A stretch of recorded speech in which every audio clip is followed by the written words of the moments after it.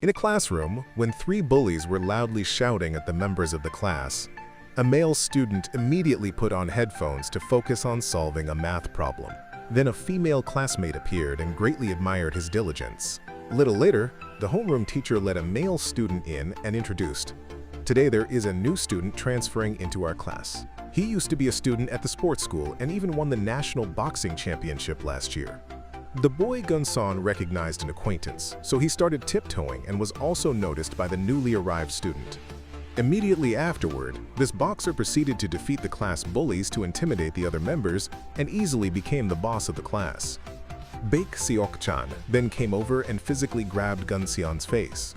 After that, he seized the boy by the collar and asked, "Have you forgotten me?" When the girl at the desk spoke up to intervene, she was slapped by the school thug and challenged, "If you are so good, then go and tell the teacher." Seeing that he even struck a girl, Gunsan stopped him and begged him not to hit anymore. Seok-chan then kicked Gunseon so that he had to kneel down, then repeatedly swung the book down at him, saying, "Have you forgotten what I taught you? I taught you for 3 years, and you still haven't learned anything." After throwing the book away, he then switched to using his hands to teach Gunseon. When he stomped the boy to the ground, he continued to strike with a powerful kick. At that moment, when seeing a pen lying on the floor, Gunseon picked it up and staggered to his feet. So Seok-chan came over and taunted, "If you have the guts, stab me. This spot bleeds the most. If you are braver, stab here. I told you to do it." Suddenly, Gunseon thrust the pen forward, and Seok-chan immediately fell to the ground, writhing in pain. That evening, a young man was driving home after knocking out his opponent to win the MMA championship and becoming the youngest world champion in history at the age of only 20. At that moment, his mother and younger sister also called to congratulate Jung Do-hyun. After that, Do-hyun also brought gifts home to celebrate his sister's birthday, but the house was completely dark. When Do-hyun opened the refrigerator to get water, he realized the chopsticks had been moved, and his hand was covered in blood. As soon as he touched the fridge, Do-hyun panicked and called for his mother and sister. When he discovered his sister lying on the ground, she whispered that her brother had returned, then let go of her body. Suddenly, Do-hyun was chained around the neck from behind, but the MMA fighter quickly neutralized the attacker. After smashing his head into the glass table, Do-hyun broke the man's leg. When he saw his mother, another attacker appeared, but was quickly beaten down by Do-hyun. Another one used a knife to attack, but was also struck down with one punch, then repeatedly battered by Do-hyun's fury. Later, the news reported that athlete Jung Do-hyun had killed 3 robbers who murdered his mother and sister. At this time, student Gunseon also appeared in court as the defendant. The prosecutor accused the boy of stabbing into the right eye of the plaintiff, causing permanent injury. This absolutely could not be considered legitimate self-defense, but rather an act of active violence intending to kill. When Gunseon admitted guilt, his mother burst into tears. After the trial, Gunseon was escorted to the vehicle to return to prison. Once on board, he asked to sit next to the former fighter Do-hyun. When the vehicle started moving, Gunseon did not dare to look directly at the man beside him. After that, all had to change into prisoner uniforms. When lining up, the boy Hunmin spoke to make friends with Gunseon, wanting to know each other's crimes. When Gunseon said, "I committed attempted murder," Hunmin tried to reveal his crime but was told by the guard not to talk privately. Back in the cell, Hunmin still introduced his crime to the senior inmates, admitting he was imprisoned for petty theft. So the cell boss, Sojin, warned, "If you touch the belongings of the brothers here, you're dead." Then the boss introduced the 2 newcomers to the cell. Our repair team leader is Jung Sung-hyep. He used to be a member of the national judo team. Opposing Sang-hyep are Heng Sung-dong and the fat man Moon-woon. Those 2 always cause trouble to get Sang-hyep thrown into solitary confinement. Right now, our boss is still inside, so do any of you dare defeat me with bare hands? If not, then bow down, understood? In this prison, everything has hierarchy, and fists decide hierarchy. The next day, the cell boss Sojin introduced the newcomers. That fat guy playing ball over there is the leader of the carpentry team, Moon-woon. His face is very fierce, but his personality is even nastier. If he gets angry, he turns into a madman. Do you see that short guy over there? He is Hang Shongdong, leader of the bakery team. Though small, he is also a formidable rival of our Songhyeon. In this prison, only one person no one dares touch. That is Jung Do-hyun. Even if the three team leaders combine, they cannot beat him. Then Hoon-min told Gun-seon that Do-hyun was the man who sat beside him on the bus yesterday. At this moment, when Song-dong saw two of his football team members injured, he loudly asked So-jin to send two substitutes. Hearing this, Hun-min stepped back, but Gun-seon stood still, so Song-dong called Gun-seon forward, and the cell boss also pushed Hun-min up. Then the two boys were split into two opposing teams to play. Song-dong ordered Gun-seon, whenever you get the ball, pass it to Ta-eho. A little later, when Song-dong and the fat Woon fought for the ball, it fell to Gun-seon's feet. He kicked it as ordered, but it struck Woon in the groin.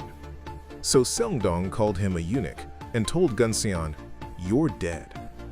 Immediately afterward, Gun-seon was escorted away by Woon's underlings for punishment. When they saw Do-hyun appear, they quickly changed their behavior toward the poor boy. Gun-seon realized this was his savior, so he pushed the bullies aside and ran to cling to the former fighter, begging, "Please save me." So Do-hyun told the boy to stand up. When the fat boss demanded Do-hyun not to interfere, the fighter said, "He asked me to save him, so this is not simple," then told Gun-seon to follow him. The fat boss shouted at Do-hyun, saying, "A murderer like you, pretending to be good? Do you want to be a hero saving people?" Then he threw a punch, but Do-hyun dodged and slapped him. With one punch, Do-hyun knocked the fat boss down instantly. Later, during English class, the fat boss kept glaring at Gun-seon with anger, so Hun-min felt nervous for his friend. Right then, Gun-seon was called by the guard because someone came to visit him. Outside, he saw it was Baek Seok-chan, the one whose eye he had stabbed. As Gun-seon trembled picking up the phone, Seok-chan reproached, "Now I can neither box nor go to school." Then he removed his bandage and told Gun-seon, "Look straight into my eye and see the good thing you've done. Why didn't you kill me completely?" When Gun-seon apologized, Seok-chan said, "Wait until you're released, then the real story begins. You just think about how you will face the pain waiting for you. We will meet again." Gun-seon kept apologizing and begged him to forgive, claiming it was his fault for being forced. But Seok-chan insisted, "I will never forgive you," then walked away. Gun-seon continued apologizing in fear of what awaited after release. The next day, when entering class, Moon-woon slapped Gun-seon on the head and said, "Soon, we will meet privately to settle what is not yet done." After that, when Gun-seon looked out the window, he saw the former MMA fighter diligently training his body, so the young man quietly went over to thank Jung Do-hyun for rescuing him the day before. Do-hyun also said that during this period probably no one would dare to do anything to him, then continued jogging. The next day, Gun-seon gently offered a milk carton, but Do-hyun ignored it, so the boy just placed it down. Meanwhile, Moon-woon and his underlings also noticed that the kid was always sticking close to Jung Do-hyun, so they couldn't make a move yet. That evening, when everything was quiet, Gun-seon recalled the words Baek Seok-chan had said to him. "When you get outside, that's when everything really begins." The next day, Gun-seon decided to bring another carton of milk to the former MMA fighter. When Do-hyun appeared, he showed clear displeasure and asked Gun-seon not to bring such drinks anymore. But the young man still chose to follow along behind. Do-hyun then stopped and told him not to bring strange things again. At that, the boy pleaded, "Please teach me.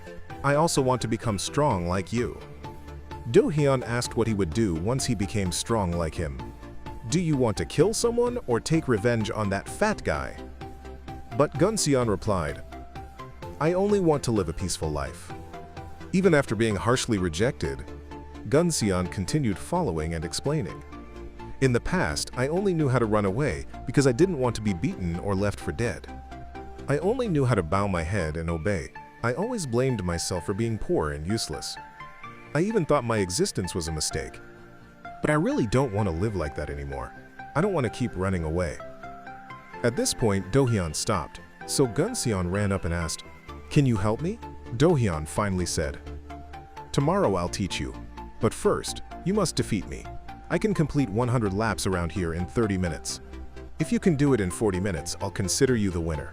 Gunsun looked at the field he had to run 100 laps around and declared he would try, so Do-hyun drew a line for him to start. Both then began running, with the young man repeatedly overtaken by the ex-fighter. By the 30th lap, Gunseon's whole body was exhausted, while Do-hyun was still full of energy. At the 50th lap, Gunseon remembered the past, when his teacher ignored him, while Baek Seok-chan bullied him. Soon after, he had been dragged into the storage room and beaten badly by Seok-chan for tattling to the teacher. Now, seeing that Gunsan could barely run properly, Do-hyun told him to give up, but Gunsan pushed on with all his remaining strength, recalling how he had once wet his pants in fear of Seok-chan. Finally, he collapsed. Thinking of his desperate past, Gunseon screamed loudly and forced himself up, using the image of Seok-chan as fuel for more strength. Realizing the boy was about to break down, Do-hyun rushed over to support him and wake him up. The next day, the prison director personally invited Do-hyun for coffee and said, "Since you came here, disorder has greatly reduced, and the atmosphere has improved. If you need anything, just let me know. I'll do everything I can within my power." Do-hyun also had one request. Later, while eating, Gunseon was called by the guard and informed, "You're being moved to another cell, pack your belongings." The fellow inmates were all surprised. The place he was transferred to turned out to be the very cell of the ex-MMA fighter. Do-hyun welcomed his new roommate with a challenge. Do as many push-ups as you can. So Gunseon lay down and awkwardly demonstrated his clumsy push-up ability. Immediately, Moonwoon was informed by his underlings. "That kid has been moved to Jung Do-hyun's cell. We'll plan to take him down." Meanwhile, Do-hyun was exasperated with the boy's weak body and asked, "With this condition, how did you manage to run yesterday?" He instructed that from now on, each exercise should be increased by just one repetition. "Now let's begin." When Gunsan begged to rest, Do-hyun suggested, "Then go back to your old place and rest. I'll report to the guards." But Gunsan promised to continue, though he couldn't even manage a single chin-up. With encouragement from his mentor, he could only complete one half-hearted attempt. The following day, Gunsan resumed push-up training and was also taught the basics of martial arts by the ex-fighter. Do-hyun urged him to eat heartily, for if he wanted to be strong, he had to grow bigger. Training continued day after day, night and day alike, with tailored routines to strengthen his arms and body. Bit by bit, Gunseon's weak body improved, his punches became stronger, and his ability to endure blows also grew. At the same time, Baek Seok-chan was striding down the street when a car behind kept honking. A gangster cursed at him, "Are you blind?" Angered at the words, the one-eyed thug grew furious.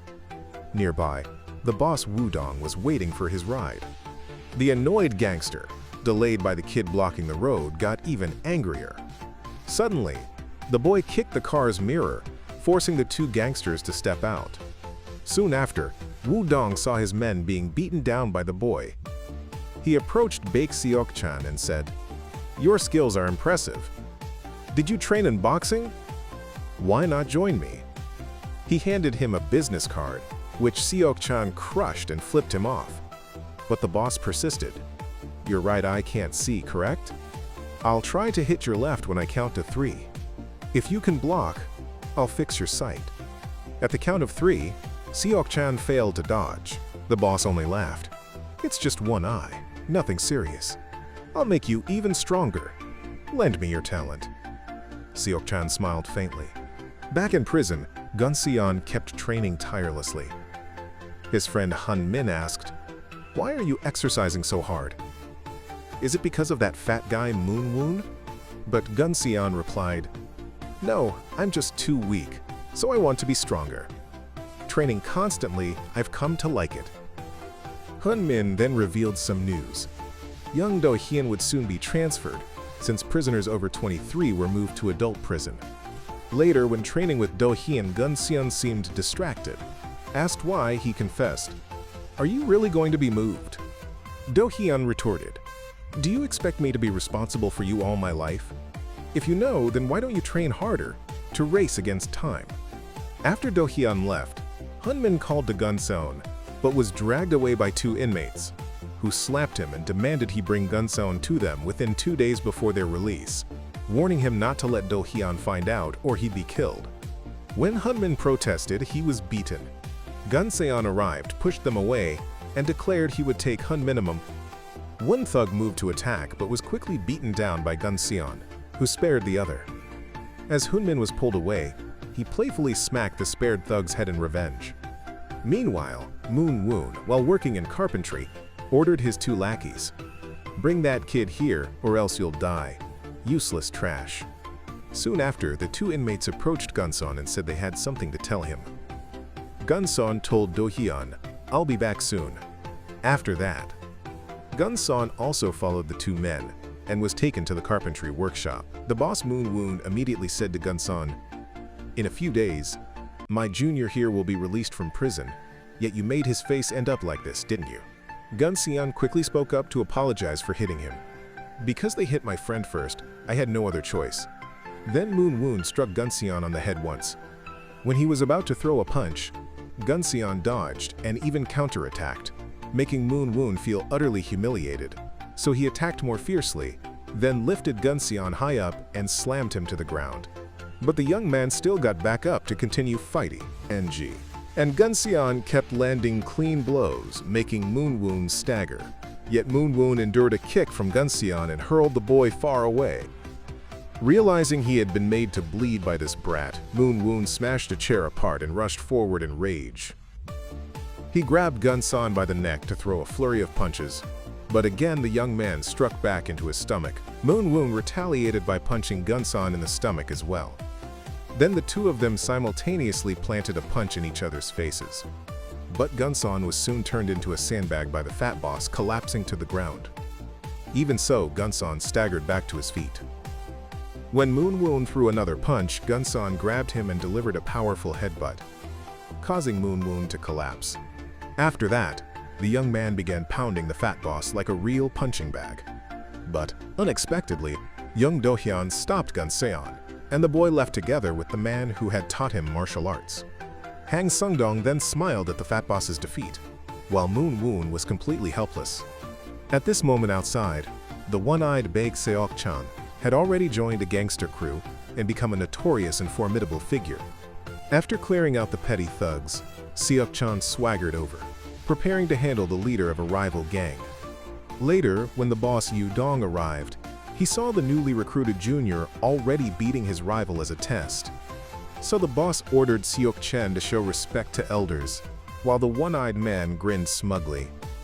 Now, the former boxer continued training Gunseon in martial arts.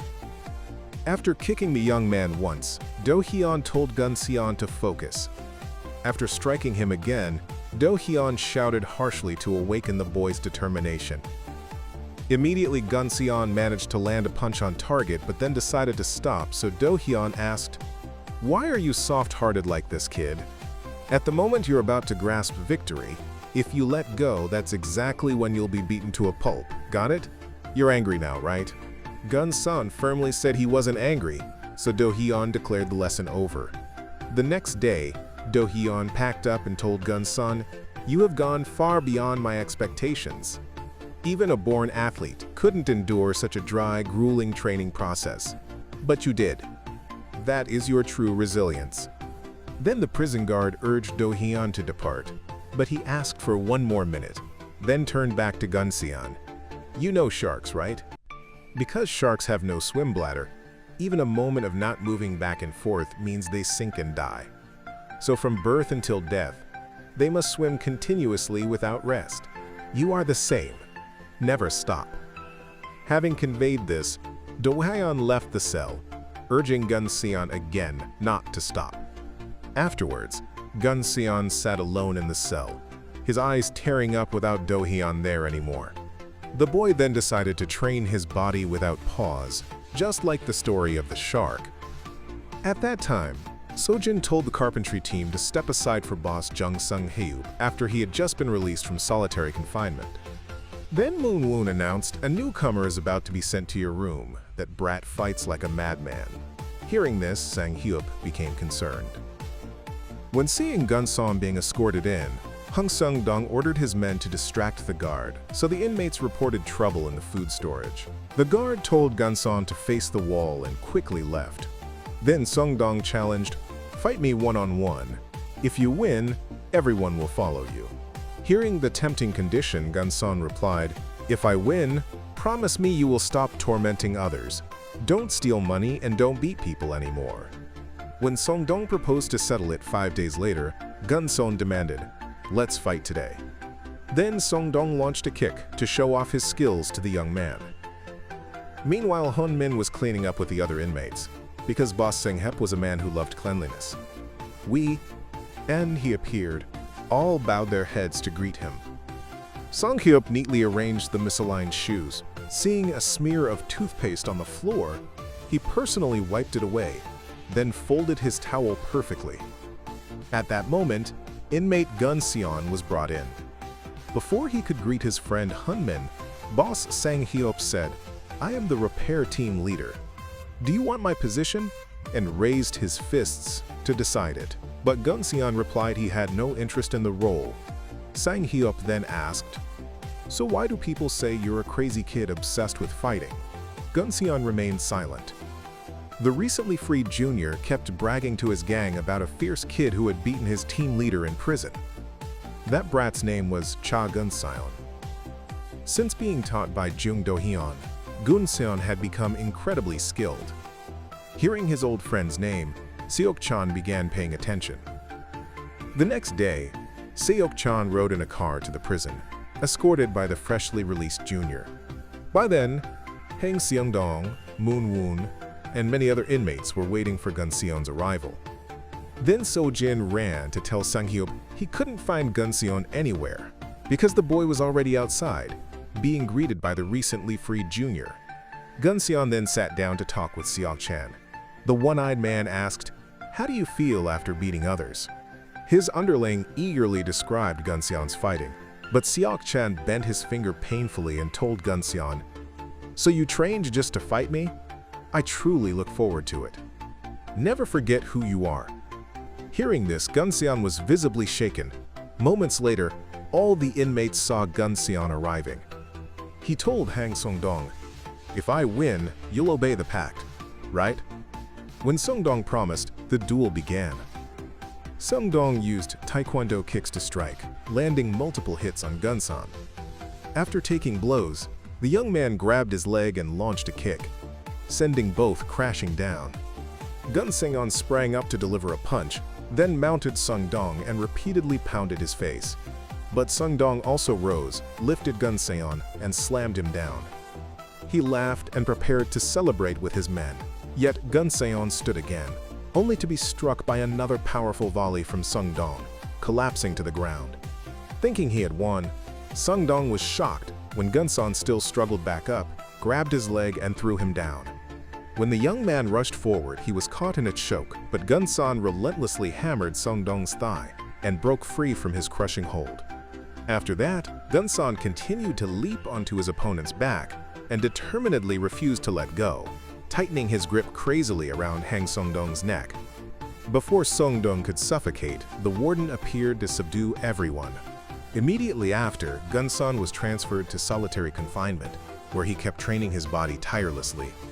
Some time later, Gun-seon was also invited back by the warden to the normal cell.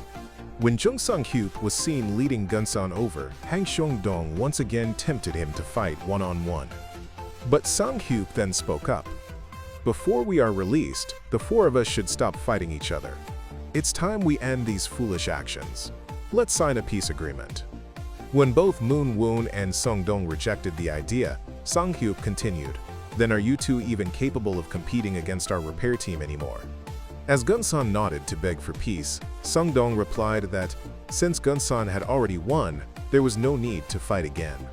The chubby Moon-woon also agreed to the pact, so all four sat down together, and Seong-dong began planning to clean up their cell. Right after that, the cleaning work was carried out. At this point, Hun-min expressed his thanks to Gun-seon. "From the first moment I saw you, I felt you were special. Anyone would think you would lose, yet you persist until the end and never give up. I couldn't do that, and willingly took the beatings. But you're different from me. Just don't be too reckless or you'll get smashed badly. Next week I'll be released." Then Hunmin happily returned to his tasks. After that, even former opponents began helping each other practice martial arts. When their training was done, the four of them sat together eating and chatting with joy and harmony. Meanwhile, in a new prison, young Do-hyun was training his new disciple while also missing Gun-seon deeply. Now the warden came to invite Gun-seon out of his cell and praised him for enduring so much. Shortly after, Gun-seon stepped out wearing the same outfit he had entered with. He asked permission to visit one last place, the ground where he had run Do-hyun's challenge laps. Memories of those good times returned vividly to him. Soon after, Gun-seon left the prison with the mindset of one who had paid for his crimes and began to savor the air of freedom. Later, when Gun-seon walked past a car, Baek Seok-chen suddenly appeared, congratulating him with a heavy punch for his release. Gun-seon thought of turning away, but knowing this grudge was unavoidable, he walked across to the empty lot preparing to fight. He asked Seok-chen, "Why do you hate me so much?" "What did I do wrong?" Seok-chan burst out laughing and answered, "I don't hate you at all, but we must go to the end together." The two then stripped off their jackets to duel. As they clashed, Gun-seon endured Seok-chan's successive blows. Seok-chan mocked, "Is this all your strength amounts to?" Though struck many times, Gun-seon managed to land a kick. But Seok-chan taunted further, "Your mother once came begging me for mercy like a dog." Gun-seon was knocked backward by more punches. Seok-chan grabbed him, furious. "Do you think you can beat me?" Suddenly, Gun-seon landed a powerful punch, enraging Seok-chan, who rushed wildly. After a fierce struggle, he pulled Gun-seon's jacket over his head, pounding him until blood seeped through the fabric. Gun-seon remembered Do-hyun's words. Since sharks have no swim bladder, even a moment of stillness means sinking and death. From birth to death, they must keep swimming. With this, Gun-seon rose again, charged forward, and kicked Seok-chan's legs repeatedly, staggering him. He recalled Do-hyun's taunt punch, one that could tear and bleed the opponent. As Seok-chan lunged, Gun-seon unleashed it into his good eye. Blinded, Seok-chan swung wildly, losing precision, and Gun-seon kicked him down hard. Struggling up, Seok-chan challenged to see who could endure more punishment. Both gripped each other's hands and exchanged brutal blows. At last, Seok-chan showed signs of faltering, so Gun-seon spared him, calmly picked up his jacket, and walked away. When Seok-chan called after him, Gun-seon replied simply, "I'm leaving." Seok-chan barely stood, battered, as Gun-seon walked on to begin a new life. Time passed swiftly. 6 months later, students hurried toward a bus. When a man sprinted at full speed, a schoolgirl urged the driver to wait, but he ran past without boarding. Gun-seon then ran alongside the bus, astonishing the girls with his stamina. By this time, Gun-seon's group of 4 had all been released, though with criminal records. Hang Sung-dong, who had studied baking in prison, now sold food from a truck, bowing humbly even to shady customers. Moon Woon worked at a construction site while studying for graduation exams. Jung Sung-hip, still passionate about athletics, pursued his career and distributed flyers for gyms. Although stigmatized by society as ex-convicts, the 4 vowed never to give up, to be better each day, moving forward like sharks without lungs. That day, Gun-seon visited Jung Do-hyun and reported, "I joined a gym, but only as an assistant, not as an athlete. I stay in the dorm, doing chores. After work, I secretly train with Sung-hyup because he said sharks must not stop." Do-hyun asked, "Do you think you can beat any opponent?" "You'll draw trouble. Since you beat Baek Seok-chan, a notorious thug, others will target you." Gun-seon denied it, but Do-hyun advised, "If problems arise, don't let emotions overwhelm you. I once failed like that, which is why I'm still here. Just do your best. I'll support you." Gun-seon returned to the gym, absorbed in watching fight videos on his phone. As he entered, he put it away and respectfully greeted the athletes. He rushed to serve the fighters, but was mocked as a jailbird. In the ring, a blonde fighter showed off before his girlfriend. Afterward, he asked who his sparring partner was, but the manager said all had run away, fearing his deadly style. Urged to use Gun-san instead, the blonde sneered, calling him a failed killer and demanded he fight. If you beat a pro, maybe you'll get promoted. Irritated, Gun-san entered the ring, dodged a strike, donned gloves but threw away the headgear, then evaded again. Pressed into a corner, he countered with all his might, making the blonde howl in pain. The manager panicked, since the blonde had a match coming. The coach stormed in, shouting, "Who told you to climb into the ring?" and ordered Sang-hee up to drag him out. That evening, fight enthusiasts registered for VIP tickets to Chairman Han-ung's event. Soon, crowds flocked to the venue, where a fiery match was already being broadcast live for the members. After that, the final match was also preparing to be held, so the MC immediately suggested all guests should proceed to bet. And the final match would feature the blonde-haired fighter Song-gyot facing the fighter Tan. But right at this moment, the head manager Kang Han was reported by his subordinate. Song-gyot had run away, so he immediately ran to report to the chairman. The fighter did not appear in the arena, so the chairman immediately left. Outside, the screen also began to announce. The opponent of Tan had changed, so a new betting round would begin. But no matter how the betting was, the winning money would be paid 10 times. After that, the replacement fighter also began to step out, and that special fighter was Chairman Woo Dong. The MC began to announce a new rule. Fighter Tan only needed to last for 30 seconds to win. The viewers continuously placed bets toward Chairman Woo Dong. After that, the chairman also came out and hugged his opponent and said, "If you can land even one punch on me, then I will erase all your debt. Come on." So the fighter Tan began to be cautious. When the match was announced to start, fighter Tan continuously received punches from the chairman and was knocked down by the chairman after only a few short moves. Seeing there was still 20 seconds left, the chairman immediately twisted the leg of his opponent to consume all the time.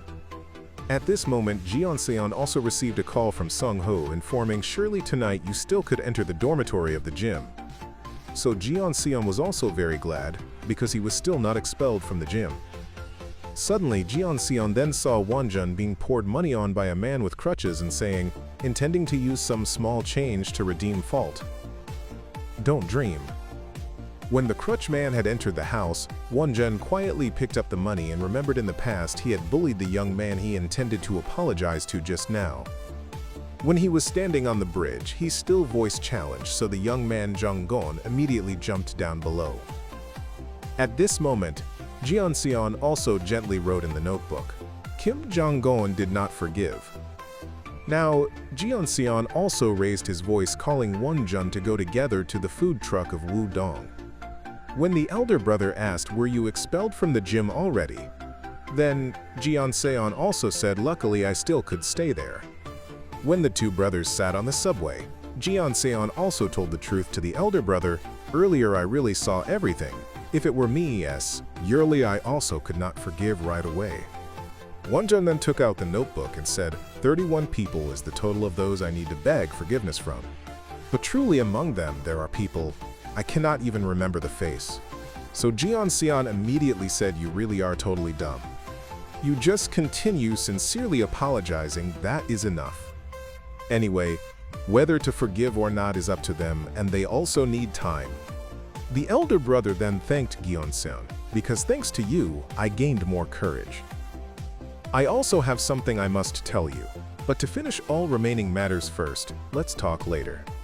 Today must go to Woo Dong's place to eat well." Jeon-seon showed full frustration when the elder brother again avoided not saying the thing he wanted to say to him, so the two brothers immediately quarreled with each other, then played with fists with each other full of fun.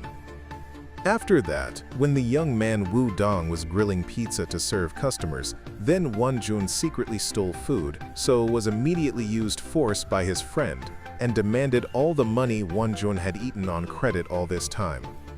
So Wonjun immediately played trick to distract Woo Dong in order to continue also going to the french fries. A while later, the owner of the food stall also sat at the table and voiced ridicule about the looks of young man Wonjun not resembling his beautiful younger sister at all. After that, the two elder brothers suggested Jeon-seon be the judge to see which of these two faces is more handsome. When the young man avoided the answer, the two elder brothers continued arguing. Suddenly, the young lady Ji-hee appeared, so young man Won-jun immediately politely greeted the teacher who had taught him. After that, he respectfully offered the teacher a glass of beer. Woo Dong immediately mocked about the intention of wanting to enter university of a dumbhead like Won-jun and suggested Jeon-seon please introduce him a cooking teacher. When the three were exchanging words, they then saw the young lady Ji-hee drink up the glass of beer and suggested all three should also drink together. When required to make a speech, Jeon-seon also said wishing brother Won-jun graduate high school and wishing the food truck of brother Woo-dong good business. After that, all also clinked glasses together. At the same time, a luxury car was running at full speed on the street. After that, it stopped suddenly, making the bald uncle behind very frustrated. Chairman Woo-dong arrogantly stepped out of the car and crossed the street, making other cars stop and continuously honk. At this moment, while cleaning up, someone again shouted loudly the name of Jeon-seon. Chairman Woo-dong immediately asked, "Are you the father of Jeon-seon? Work with me." He also gave Jeon-seon his business card and said, "I am the one who pays salary to Baek Seok-chan. Your eyes are better than that, Seok-chan, so work for me. If you follow my orders, then you will earn more money than you think." Jeon-seon immediately refused and returned the business card. When the chairman said, "What can you do when carrying the name of failed murderer?" Then Jeon-seon immediately said, "I am not Seok-chan, I will manage my life myself." At this moment, when the bald uncle came shouting at Woo-dong for reckless stop, then he was immediately punched unconscious by him. So Jae-hee immediately checked the state of this uncle and was noticed by Chairman Woo-dong, so he also asked Gon-san, "Is this your girlfriend?" And earlier, right when the match ended, Chairman Woo-dong had already taken a canoe to a ship. When he boarded the ship, the chairman immediately entered the room, where were detained fighter Song-gao and his two henchmen. While the three were starving, Chairman Woo-dong put meat into his mouth to enjoy. Head manager Kang-han immediately reported to Woo-dong. This blonde guy, because of injury in the wrist, could not fight, so he wanted to run away. After that, the chairman also asked, "Who made your wrist like this?" So Song Gash Giat, ALS. Oh Pelis said it was a servant boy at the gym. The chairman immediately announced, "I already handled well today's match, but I find you no longer interesting. Between girlfriend and manager, to whom can you entrust your life?" The blonde immediately turned around and decided to choose his manager. The manager also said, "I am his cousin." When escorted closer, Chairman Woo-dong also said, "If you endure 10 seconds without making any sound, then I will spare your cousin. Do you like to eat malatang hot pot?" Then the chairman immediately dipped the cousin's hand into the hot pot, making him struggle in pain, so all were also dragged outside to be thrown into the sea for failing the challenge.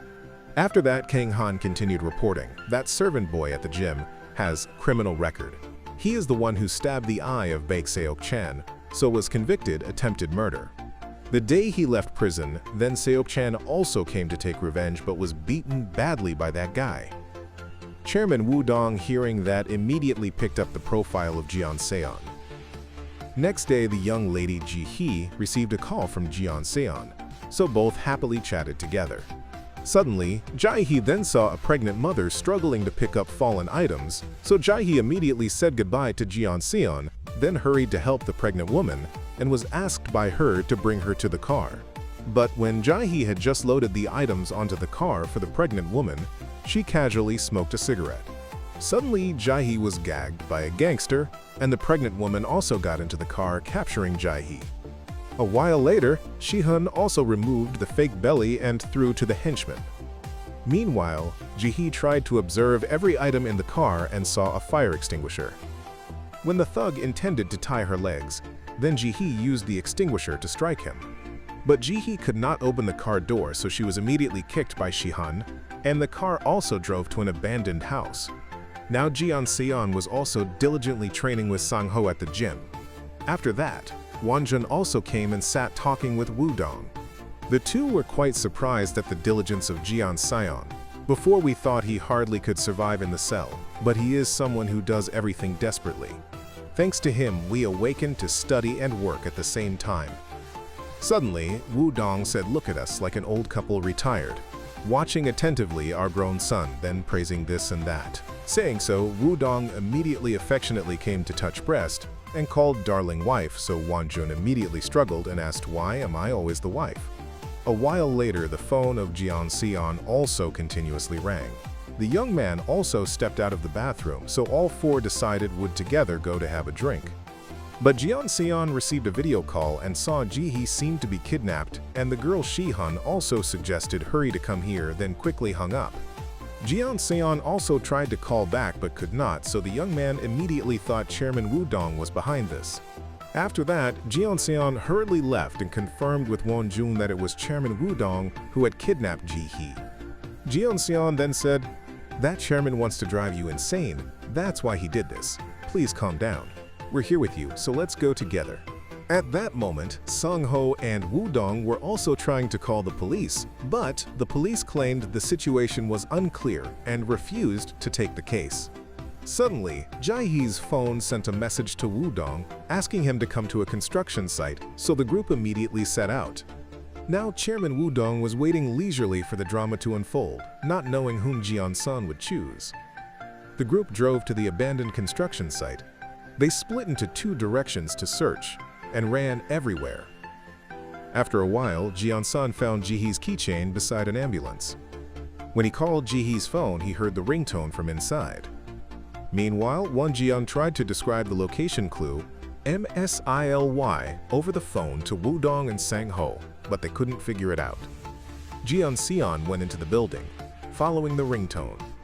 Inside, Ji-hee was tied up by two thugs. When she splashed water at one of them, he raised his hand to strike. Just then, Jian Xian and Wonjun arrived, despite Ji-hee's pleas not to. Jian Xian rushed forward, landing punches and knocking one thug down, while Wonjun swiftly took care of the other. After Jian Xian removed her gag, Ji-hee begged him to run. Just then, Jian Xian received another call from her phone. Suddenly, many of Duan's men entered, wielding weapons, while Shi-hun held Ji-hee's phone, declaring, "The bait worked." She ordered the thugs to advance. Then, she reported to Chief Kang Han that they had captured Jian Sun, though the two other team leaders were missing. The assistant checked the records of the three captives.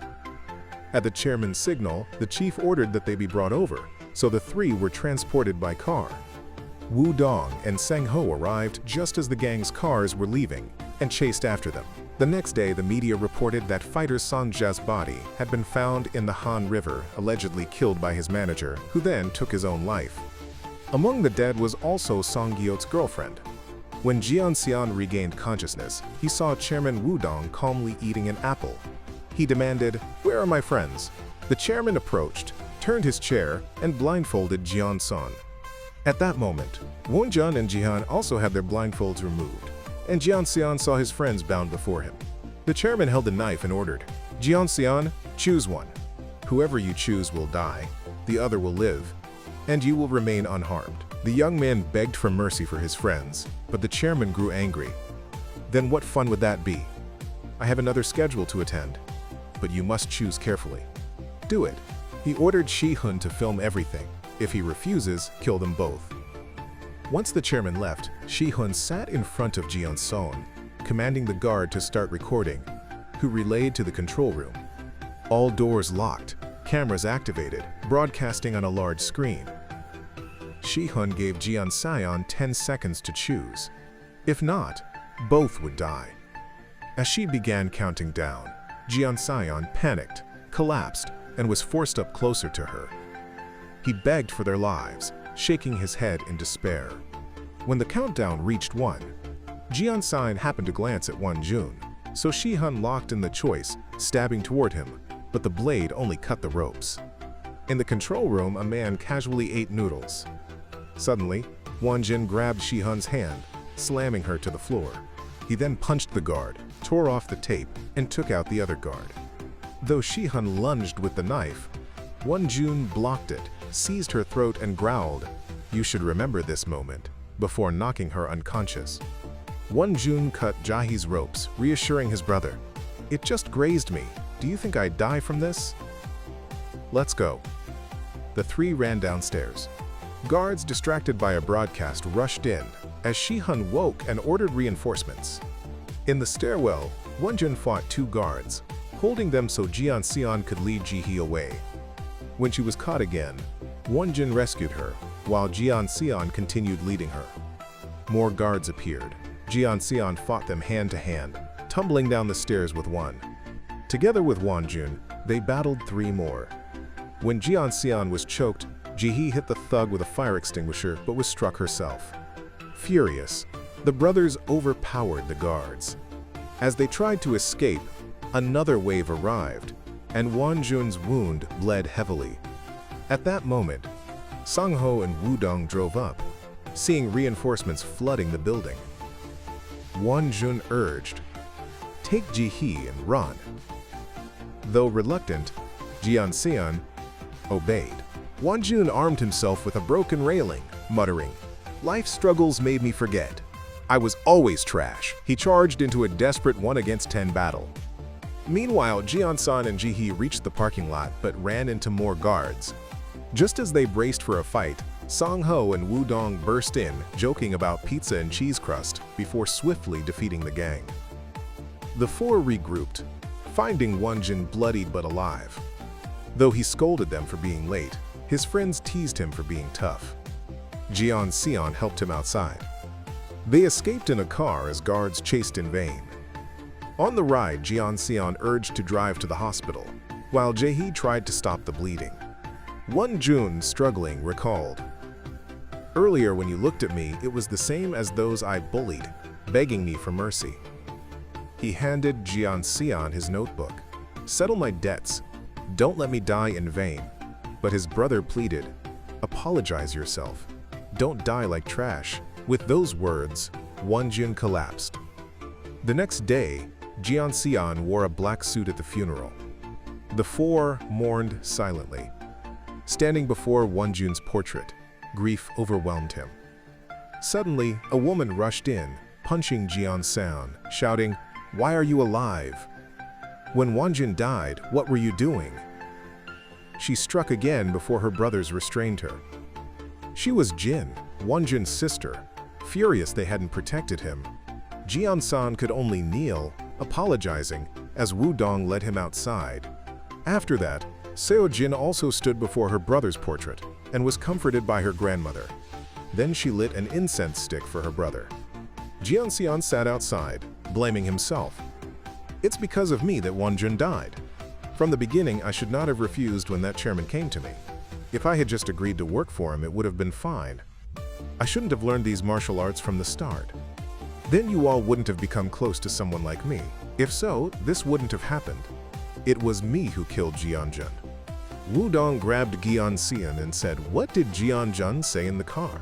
Even when he was about to die, he said it wasn't your fault. That blockhead, when he wanted to take the college exam, he was the same.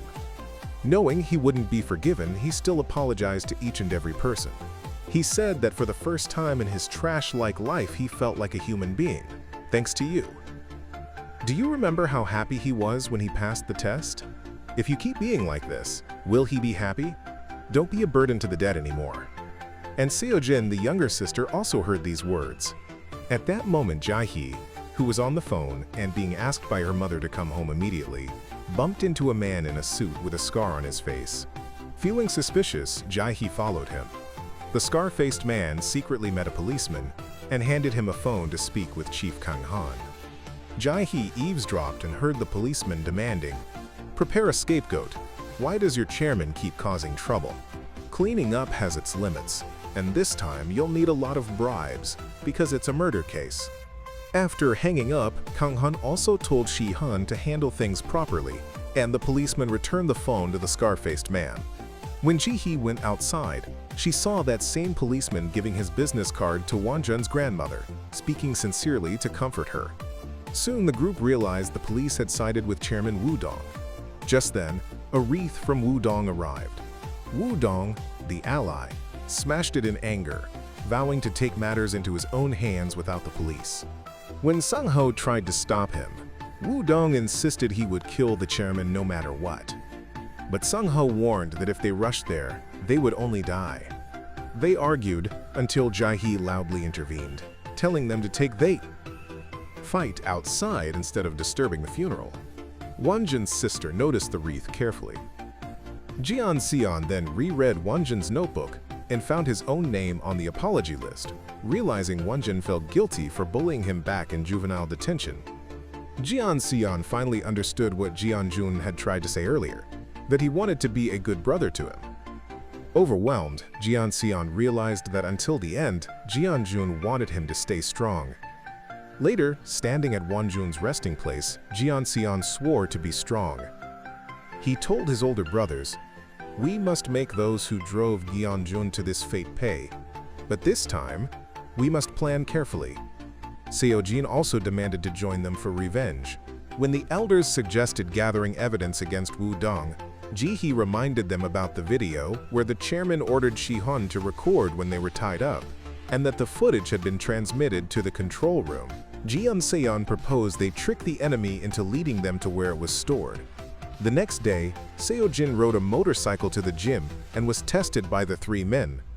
Unexpectedly, she defeated all of them in just a few swift moves. That evening, she rode to Wu Dong's building carrying a box rigged with hidden cameras by Wu Dong, the ally. The cameras captured images from 4 directions. She silently placed the package inside and left. Earlier, Sang Ho had marked the package, and to ensure trust, Wu Dong had attached the chairman's business card. The guard, seeing it was addressed to the broadcasting room with the chairman's card, assumed it was genuine and delivered it carefully. The group then tracked the box's movement in real time. Eventually, it reached the control room, where a bespectacled worker shook it and showed his smug face to the hidden camera, startling the watchers. With the floor plan now mapped, the team drove straight into the basement, smashing through barriers. The head of security noticed the truck and sent men to inspect. Meanwhile, Jeon-seon's group released gas and overloaded a microwave with metal spoons, causing an explosion. As fire sprinklers activated, the guards rushed in, only to find no one inside. Then, Jeon-seon's group boldly appeared, engaging them in battle. They had split into pairs, Jeon-seon with Sang Ho, and Wu Dong with Seo-jin. One focused on defense, the other on attack. Using speed and coordination, they defeated the guards quickly.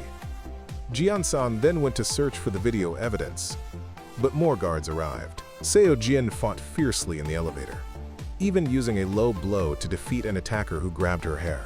Jeon-seon reached the control room, subdued the bespectacled worker, and demanded the video files. But when he searched the folders, the file was missing. Chairman Wu Dong, watching through cameras, mocked them.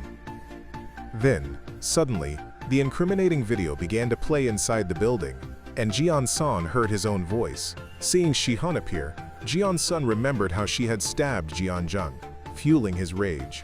Chairman Wu Dong turned on the loudspeaker. "You look pretty good on camera. If you want the video, come get it yourself." Kang Han ordered his men to escort Jeon-seon forward.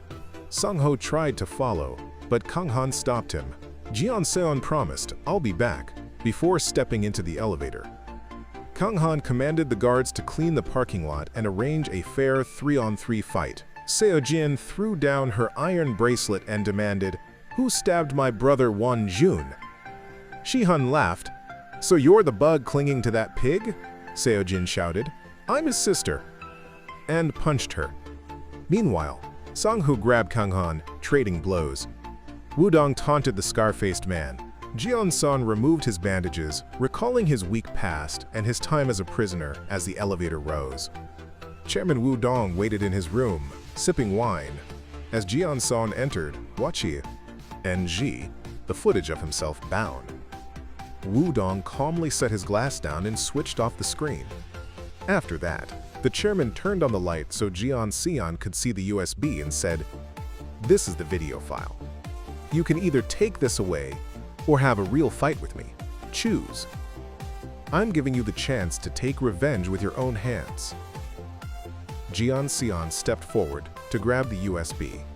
But as he was about to leave, Wu Dong asked who would be next. Every choice has its price. Compared to friends, perhaps family would be more stimulating, wouldn't it? When Jian Xian threw a punch, the chairman dodged and countered, forcing Jian Xian to clash with him directly. He had to endure repeated punches from Wu Dong. Realizing he had the upper hand, the chairman toyed with Jian Xian, feinting and striking him hard, making him stagger, yet Jian Xian still pressed forward, only to be kicked far away. As Wu Dong charged in, Jian Xian tackled him down and unleashed a barrage of furious punches. When the chairman regained control, Jian Xian once again took the advantage, but was then thrown against a wine cabinet by Wu Dong's grappling move. Struggling to rise, Jian Xian was hurled into a glass table. Meanwhile, Song Ho and Kang Han were trading blows, testing who could endure more. Wu Dong, the ally, was being restrained by the scar-faced man, who slashed his leg with a knife. Seo Jin grabbed Shi-hun by the hair and struck her relentlessly. As Shi-hun screamed in agony, Seo Jin landed a punch to her stomach, then delivered a crushing blow that knocked her out. Seeing Wu Dong, the ally, injured in the leg, Seo Jin turned to attack the scar-faced man to rescue him. But the scar-faced man caught her in a tight hold, while Wu Dong struggled to stand. At that moment, Song Ho flashed his middle finger at Kang Han, only to be lifted off the ground by him. Back upstairs, Jian Son staggered to his feet but was struck again by Wu Dong. The chairman then kicked him several meters away. "Did you think I brought you here just to play around?" he sneered. Though barely standing, Jian Son was suddenly volley-kicked through the floor glass, shattering it. Wu Dong projected the image of Jian Son's deceased brother, Wan Jun, on the giant screen, enraging Jian Son. The chairman locked him in a chokehold and taunted, "Your brother was stabbed, yet he still fought. Why can't you push yourself harder?" As he was about to pass out, Jian Seon recalled his brother's battered face and words, "Is that all you can do?" Summoning strength, he broke free, tackled Wu Dong, and threw him down. Even after being struck in the leg, Jian Seon rose again, dodged, and unleashed a storm of powerful blows that hurled the chairman away. Wu Dong clapped mockingly and stepped back in, but this time Jian Seon was sharper, locking his leg and nearly breaking it, before deciding to stop. When the chairman lunged again, Jian Seon smashed the remote and countered fiercely. He trapped both of Wu Dong's arms and pummeled him, then slammed him down onto shattered lights. Meanwhile, Song Ho and Kang Han were still exchanging heavy punches. They both swung decisive blows, but though Song Ho collapsed, Kang Han was the one unable to rise again. Seo Jin, injured, was saved by Wu Dong, the ally, who held down the scar-faced man. Seo Jin rained punches on his face until he fell unconscious, then helped Wu Dong stand. Exhausted, Jian Xian and Wu Dong both struggled to rise. Wu Dong's punches were met with Jian Xian's crushing counters, and Jian Xian locked his legs around the chairman's neck. Though lifted and slammed down, Jian Xian refused to release his grip. At last, Wu Dong weakened. Desperate, Wu Dong rushed to push Jian Xian over the edge of a ledge. But it was he who slipped, left dangling, while Jian Xian held onto a support. Wu Dong demanded, "Let go, then it ends." But Unsan used all his strength to pull him up. Wu Dong hissed, "If you save me, you'll regret it." Jian San replied coldly, "I'm not like you." Then he walked away. Left alone, the chairman whispered, "Did I lose?" The next day, Wu Dong was arrested for running an illegal sports betting ring targeting politicians and businessmen. He was also revealed to be the mastermind behind several serious crimes. Evidence was exposed via an anonymous USB delivered to the prosecutor's office. The fighter found dead in the Han River the previous week, Songgot, was also linked to the betting ring, with police suspecting Wu Dong's involvement in his murder. Later, Jian Xian visited Wan Jun's grave, bringing his notebook. Previously, he had gone to each house to apologize on behalf of his brother, though forgiveness was not granted by all. When he reached his own name in the notebook, he wrote "forgiven" and whispered, "I forgave you long ago, Hyung." At that moment, Seo Jin led the group of friends toward him, and Jian Seon smiled warmly. Then Jian Seon visited Do Hyun and confessed, "Now I know what I really want. When I fight, I feel alive. I thought only people like Seok Chan liked fighting, But I do too. I'll keep fighting. But in matches, I choose myself. I'll become a professional fighter. Please fight me someday. I'll train hard to be a great fighter like you. Promise me you'll fight me then. Do-hyun laughed and said, "If you want to be like me, you'll have to work much harder." Jeon-seon nodded firmly in promise.